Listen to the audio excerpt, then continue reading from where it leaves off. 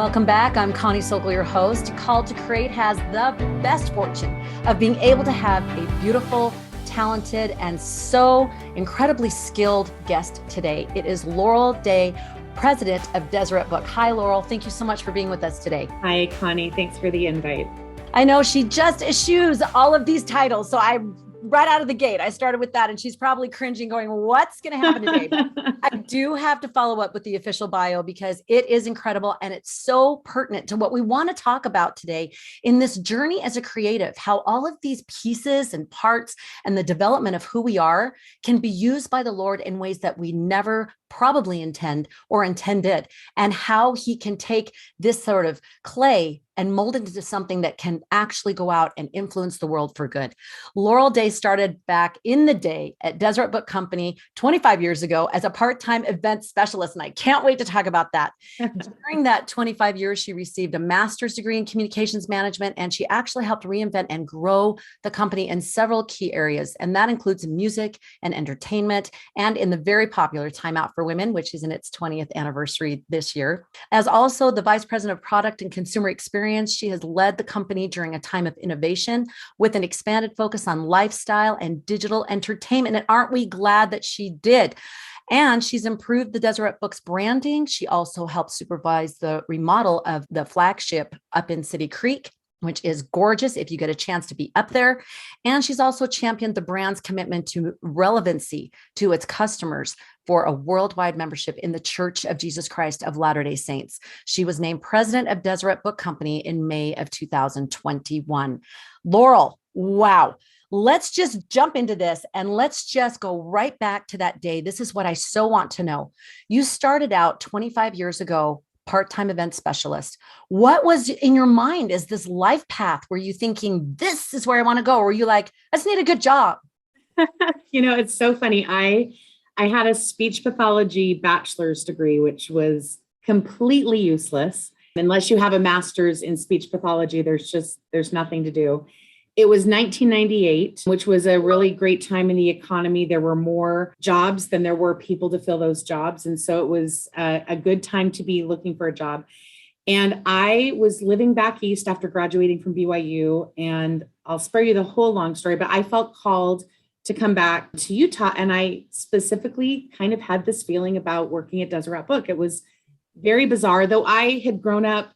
My family would do the Mecca pilgrimage every summer out to Utah. We lived in California and Kentucky most of my years. And so we would visit Deseret Book like faithfully every single summer. I loved Deseret Book. I was just in one of those spaces. And I felt called to come out. And I was working two jobs when I first got out here, just trying to figure out what I wanted to do. I tried to be a seminary teacher. They didn't hire me. And a friend reached out and said, there is a part-time events position open at Deseret Book. And I had done a little bit of events at the end of college, and she knew that I enjoyed that. And so I thought, oh, what the heck? So it was a part-time job, no benefits. I had to buy my own computer. I didn't have a cell phone at the time, so I had to get a cell phone. I mean, it was just kind of this just jump in. And my dad was so worried about me taking this part-time job without benefits. And I just had this feeling, and I bombed the interview, but they were so desperate to find somebody who was willing to take this job. And I was so anxious to take it. And so kudos to a small group of people who took a chance on me. And then honestly, that was 98. So I told myself I would stay till the Olympics. That seemed like a respectable amount of time to stay at a job, and just opportunity after opportunity after opportunity kind of kept coming here. And so I had a wide variety of responsibilities and opportunities, and I fell in love with the company, and I fell in love with the mission and what we could do. And accidentally, here I am, 24 years later, and approaching my year mark of being appointed president. And it's been a crazy, wild ride. But Deseret Book's been very good to me. Sheri Dew in particular was one of my first, probably after about the first 7 years, she was my direct boss at that point until now, and has been a great mentor and has really given me tremendous opportunities. So I owe a lot of people the fact that I'm even here and that I get to be doing something that just feels so meaningful and worthwhile to me. Oh, that is incredible. And I love that feeling of it takes a village, right? In each of those stages. And as you're up leveling and transitioning, I would love to know, what are some of the skill sets that you feel like you either had to learn or you discovered that you had and you just hadn't developed them yet as you went along? Was there anything that stands out to you over that period of time that you realize I really need this, and you learned that from one of these mentors? That's an interesting question. With the exception of that very first job and the job I'm currently in, every position I had at Deseret Book wasn't had by someone before I had it. So it's been an interesting journey, because there were times in my career where I saw a need and I saw that someone needed to fill the need. And I just decided to step up and recommend myself for the opportunity. And then there were other times when the company saw a need and extended the opportunity to me, and I had to just be kind of brave enough to do it. So one of the things that is true just about my character, I hate being compared to like other people. I hate feeling like I'm filling somebody's shoes. That's a very anxiety inducing feeling for me. And so one of the real great blessings of kind of my weird career path is that so many times I wasn't being compared to somebody because somebody else hadn't done the exact job that I was doing. And so I got to kind of craft jobs for myself. And so what I learned is, if you want to be successful and if you want to have opportunities, you have to look for them. You have to look for things that aren't currently being done in a way that maybe you could do them, or needs that exist that just aren't being filled. And frankly, we do that in all of our product development. That's what we strive to do. We strive to look in the marketplace and see what needs LDS consumers have that we could meet. And I did that in my career unknowingly and unintentionally. But once I started to see kind of the pattern of it, it kind of became a path for me to have new opportunities. So I would say, honestly, be kind of brave and bold and be willing to take some risks on yourself. And then I think one of the things that I've always been really clear about, even now, I'm willing to admit all the things I don't know. I'm willing to admit all the spaces that I'm not the smartest or the most creative or the best person around the table. But at the end of the day, if you have the drive to do good work and you know who to surround yourself with, then you can accomplish really great things. And so I credit my willingness, I guess, to acknowledge that I'm not always the smartest or the brightest or the most creative person to get something done, but I have an intense desire to get it done, and I can bring the right people together to do the work. So that is so beautiful. And I love that that's a skill set we don't often celebrate. We say this leader or this person comes in, they're decisive. But I love this way of counseling, like President Ballard has talked about, where you have this vision and this gift of being able to think outside the box and see that need. And then you're gathering those people who can best support that vision. That's huge, especially as a leader. I think I learned that particular leadership quality from Sheri Dew. She was very quick to say, I'm not the smartest person sitting around this table, but I know how to gather the right people around the table. And I watched her do that. And that is a true leader principle that you're right, that we don't tout very often, because so many leaders want to position themselves as like the smartest and the fastest. And I think there's an element of a willingness to accept the parts that you're not the best at that actually make you a better, more effective leader than if you pretended or didn't acknowledge that maybe that's an area where you need some help.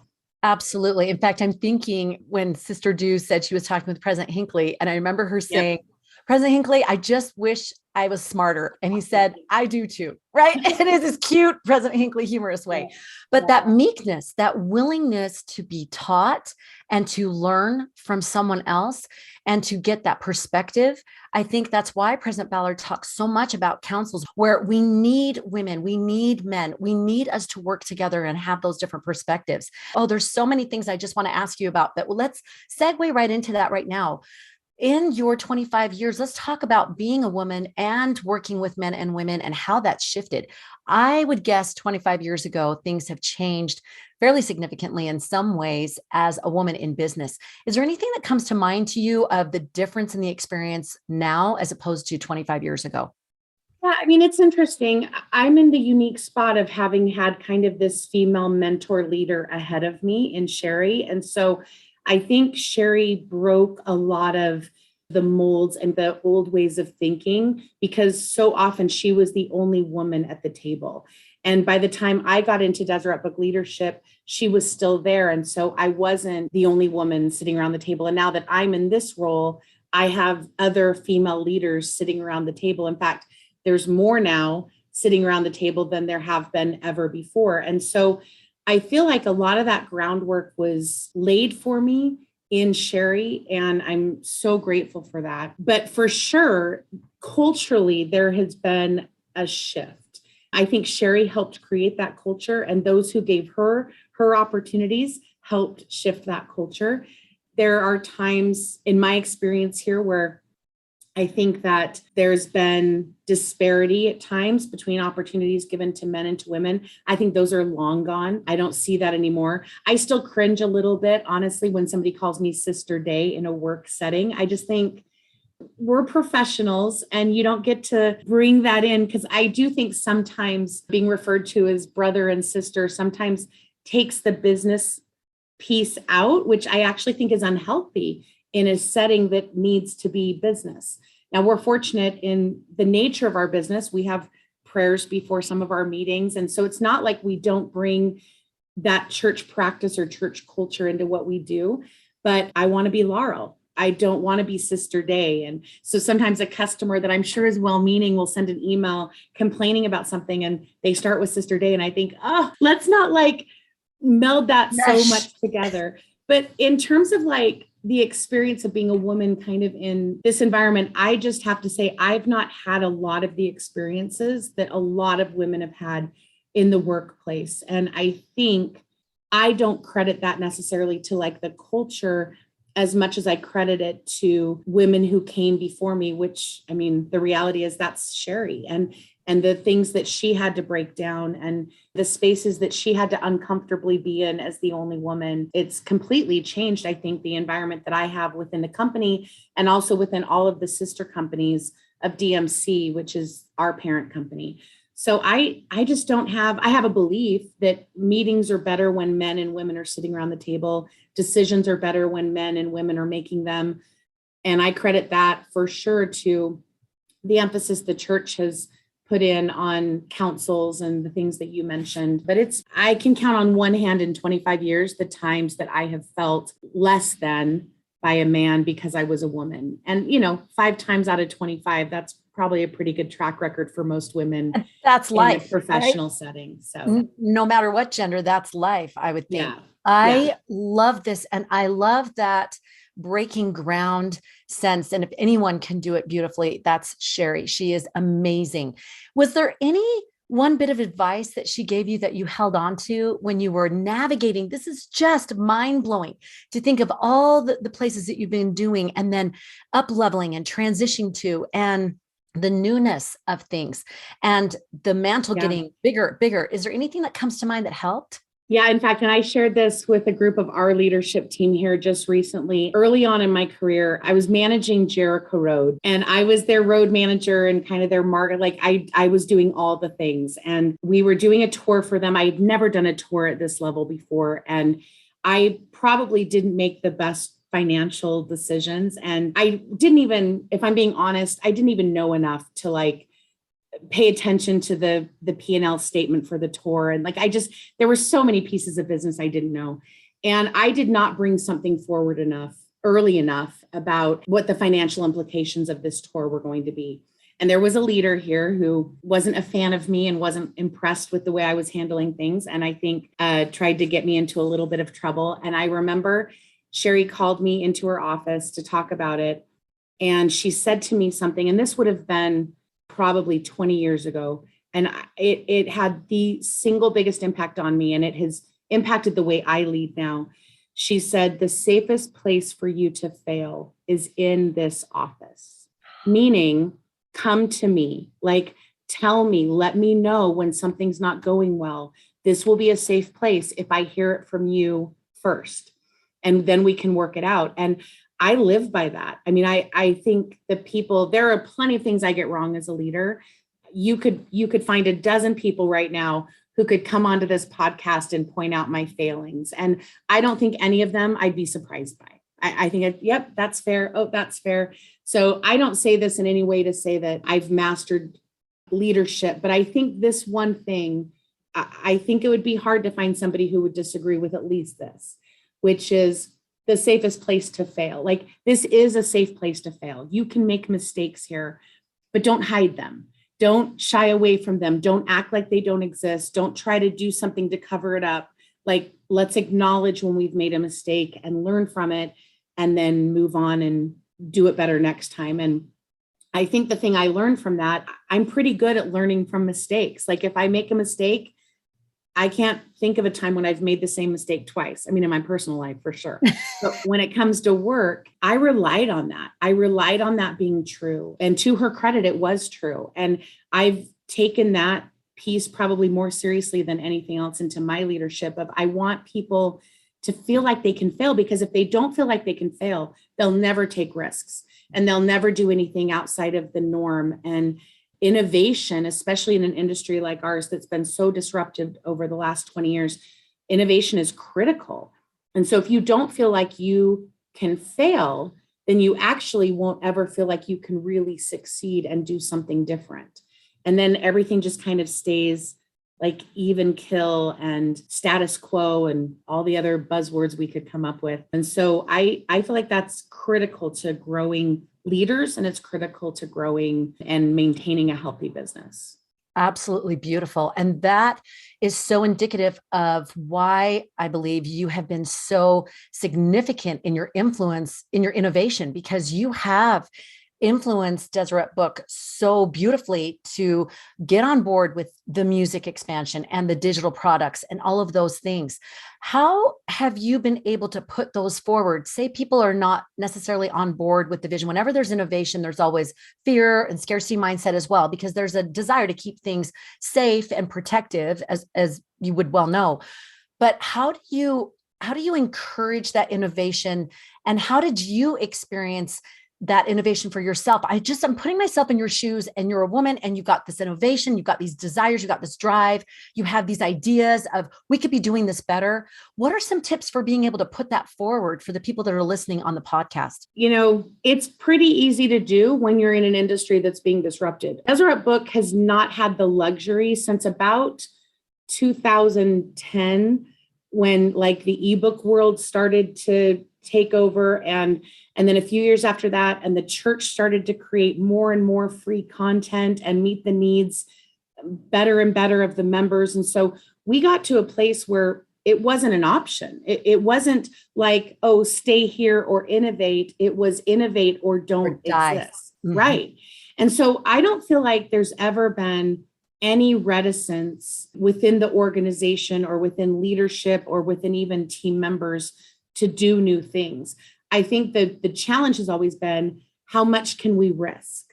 Because we still, at the end of the day, have to be self-sustaining. And so we have to be modest in our risk-taking sometimes, but that's never been the challenge. I'll tell you where the challenge sometimes comes is when it's not about clear innovation. Like, for example, knowing that we have to innovate digitally, everybody understands that.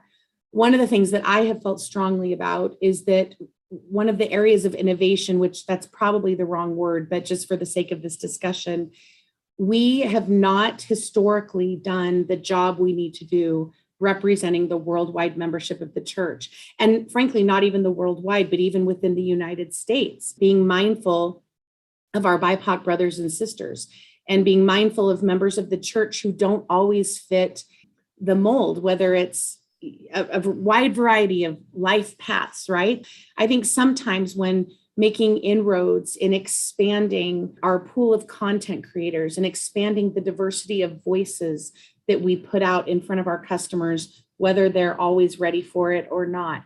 And the stories that we tell and the art that we share, that's actually been more difficult sometimes than maybe the big innovation pieces of like, going into digital or doing events or doing lifestyle. So I don't want to say that we haven't had our challenges in innovation, but maybe it's been a little bit different than you would typically think innovation would look like in a company like this. That makes so much sense. And I look at those inroads that have been made in reflecting the diverse membership and the different challenges, like you said, that people experience, and them walking into Deseret Book now and finding a book on that and being able to say, that's me. I see myself in Deseret Book.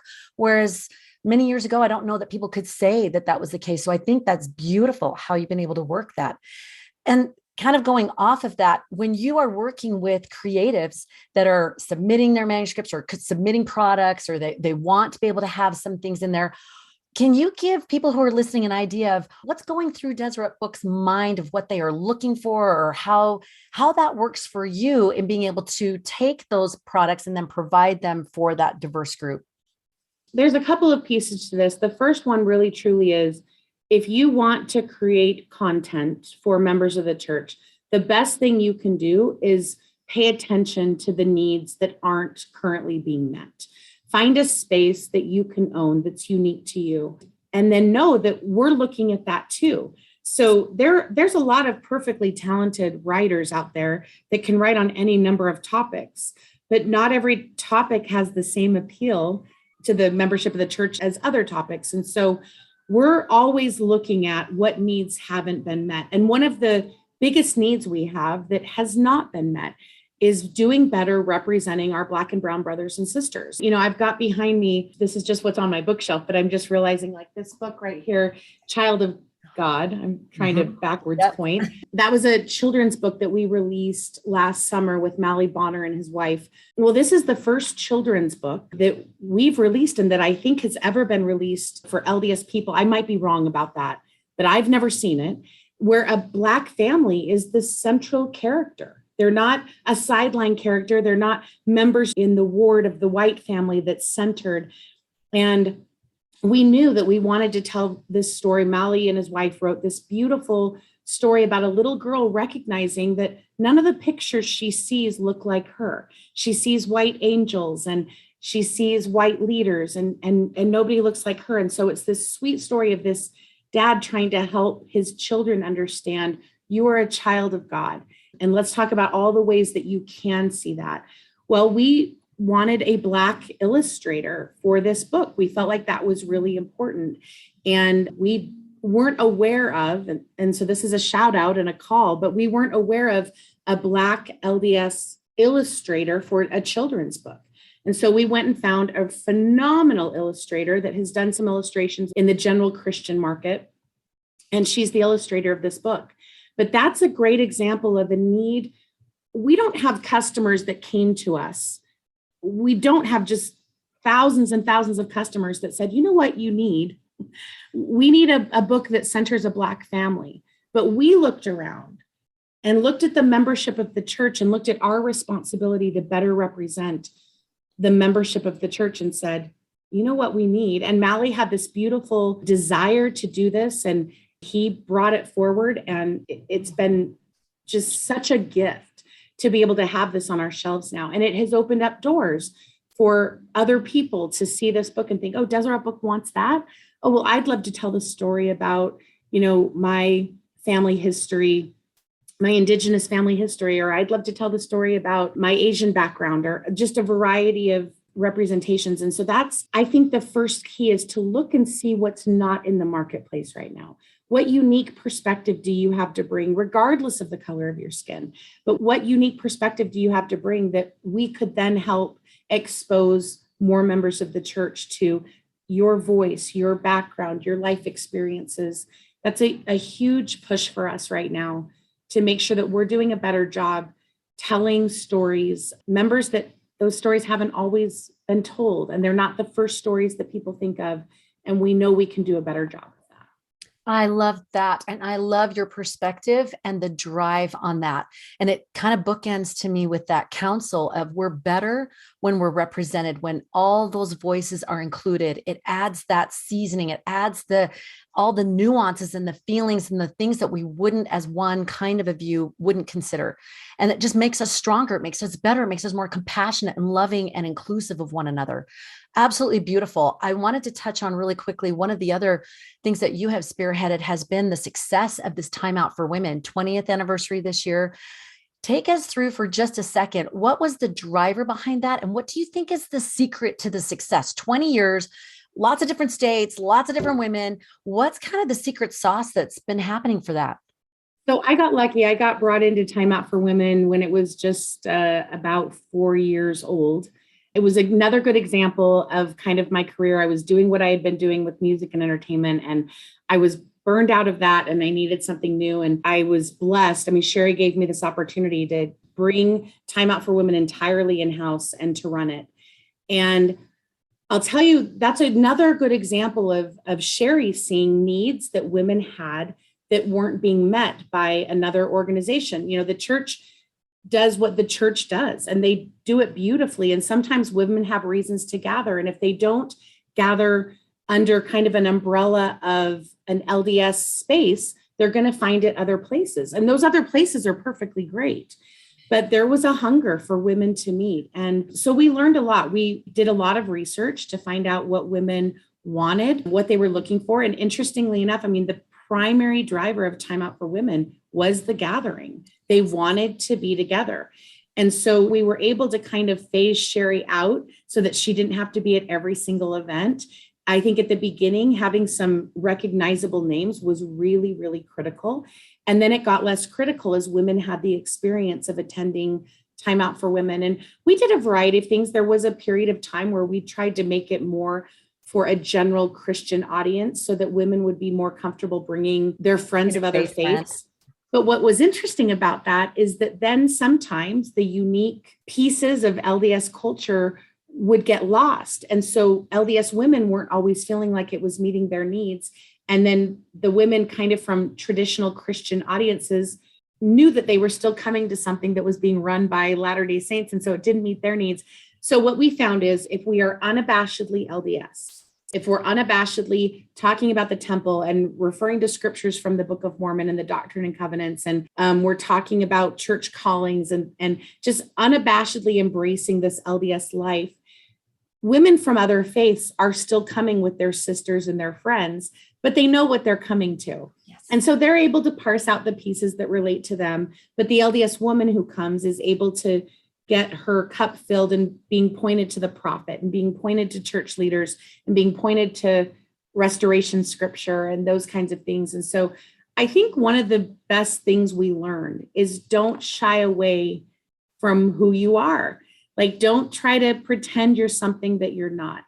And as we leaned into owning that we were doing an event that was catering to women of the Church of Jesus Christ of Latter-day Saints, it worked even better. And so that's how it started. And that's what it is now. And I think that it's the magic of Time Out for sure is the variety of the content creators that we bring to share messages. There's beauty in that. And we have music and there's beauty in that.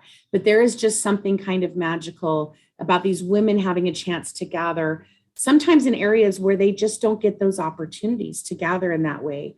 And that's been kind of the secret sauce of Time Out for Women, which then makes it not about anything Deseret Book does. It's all about the women who come and what they bring to the event.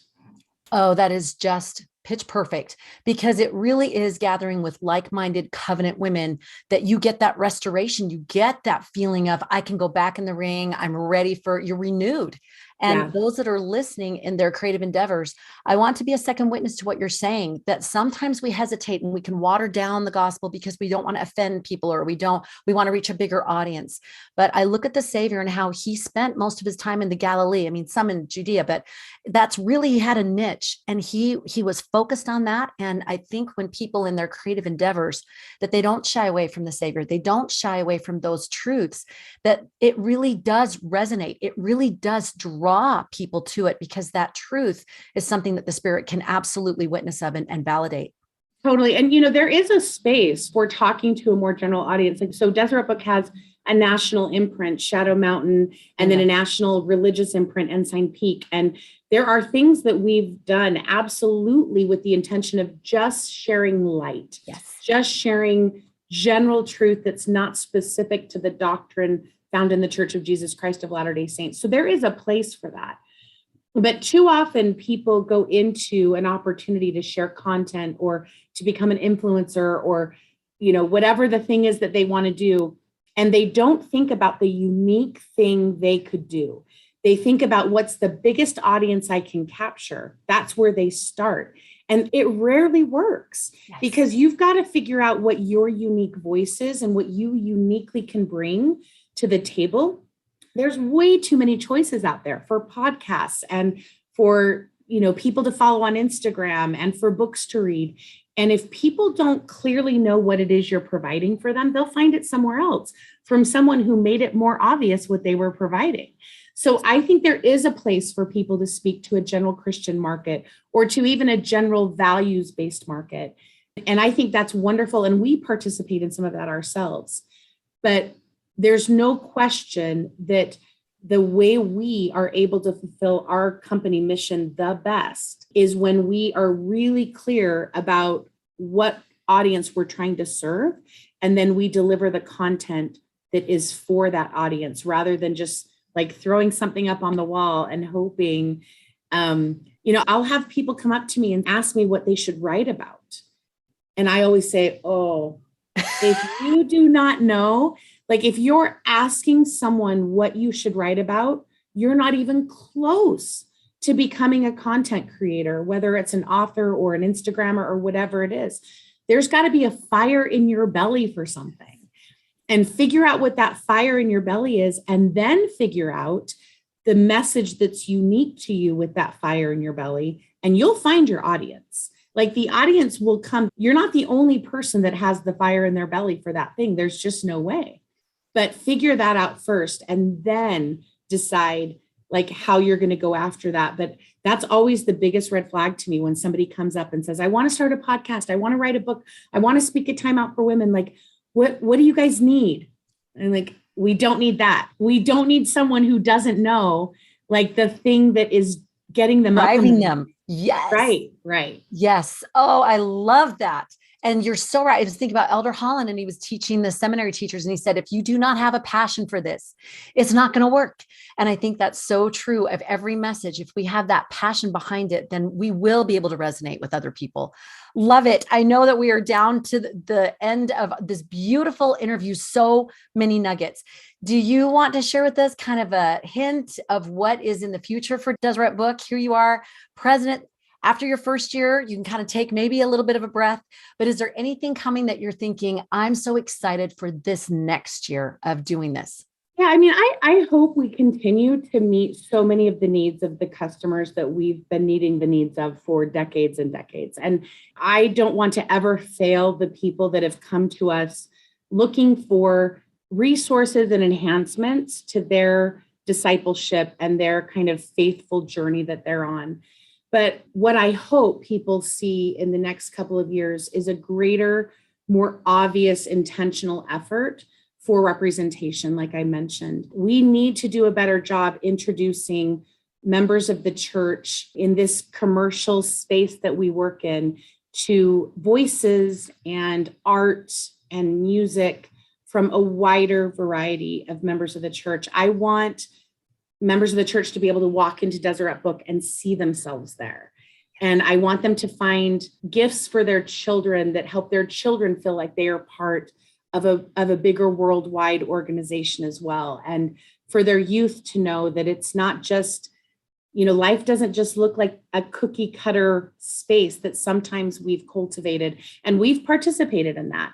And I think we've also made a lot of really important strides in the last 10 years. And I think we've done things where we've tried to make efforts, but we haven't done enough. And we acknowledge we haven't done enough. And we acknowledge that there's more we can do. So we've recently completed some really exciting research in a variety of countries around the world that have members of the church to find out how we can better serve them. We currently operate, we have, I think, 135 countries that shop at deseretbook.com, and that's great. Amazing. But they're coming to us for very specific reasons and not always finding the thing that would actually help them in their journey and in their discipleship. And so I guess that's the thing I'm most excited about. I hope that in a couple of years, people can look at the brand of Deseret Book and realize that it is a brand that represents this beautiful, diverse world of faithful followers. And I do hope that people start to hear more and more gospel teaching from people who don't look like them and don't have the life experiences that they have, and that it will help us to do what President Nelson and President Oaks have encouraged us to do, to root out racism and to abandon attitudes and actions of prejudice. We can't do those things if we're not familiarizing and normalizing voices and life experiences that are different from ours. I'm someone who deeply believes that part of gathering scattered Israel is helping this space that we all operate in not look so white and not look like it has historically looked for so long, because we've got to do a better job letting all of God's children know there's a space for you here. Not only is there a space for you, but we need you. We need your teaching. We need your music. We need your art. We need this diversity of thought so that we can all collectively prepare the world for Jesus to come again. And we can't do that if we do the things we've always been doing and just highlight the voices and the life experiences of the people we've historically highlighted. So this July, for example, as we celebrate Pioneer Month, you're going to see and hear more pioneer stories that are unlike the pioneer stories we typically tell, because we've got pioneers throughout this church, and we have pioneers in a variety of countries, and a whole lot of those pioneers didn't push a hand cart, right? And we sing that as primary children. You don't have to push a hand. I'm going to almost sing the song, but we've not done a very good job of telling those stories. And so that's the thing that gets me up in the morning. The thought of helping to make this space better representation of my brothers and sisters in the gospel of Jesus Christ, that gets me up in the morning. And so I think you'll see more and more of that. And we've got a team of people here who are passionate about that and committed to telling those stories. And we have a wonderful network that we're building of BIPOC content creators that are willing to trust us to come into our space and tell these stories so that we can help broaden the views and the experiences and the testimonies of so many members of the church. Oh my goodness. I've got a fire in my belly right now. And I know people listening are going to be feeling the same way. If they are thinking, I have got the thing, I know what she's talking about, I've got the thing, what's the best way for them to reach you? So please don't reach me directly, because you'll quickly find that I am the biggest black hole sometimes of stuff coming in. But really, if going to deseretbook.com, just at the very, very bottom, if you scroll all the way down to the bottom, at the very bottom, it says guidelines for authors. And you can use that regardless of the media that you want to do, whether it's a book or music or art, and you can get some good contacts there. But we really welcome, especially if you've got that fire for something that you can see nobody else is doing this, or nobody else is doing it in the way that I could do it. We get way more submissions than we could ever publish in a given year. And so it doesn't work out for everybody, but there is something to be said for having the bravery to step forward and being bold and saying, I could do this thing that doesn't look to me like it's being done. And we welcome those individuals who feel that passion participating in what we're trying to do right now. Love it. And from your own experiences you share with seminary, wasn't a fit, look where you are now, and you're influencing so many for good. Laurel, this has been fabulous. Thank you so much for spending this time with us today and all of the tips and the takeaways that you've shared with us. Thank you. Thank you. It's been great to be with you. And for those who have loved this interview and the others want more, go down below, rate, review, and subscribe. And as always, we want to help you take your next step in feeling called to create.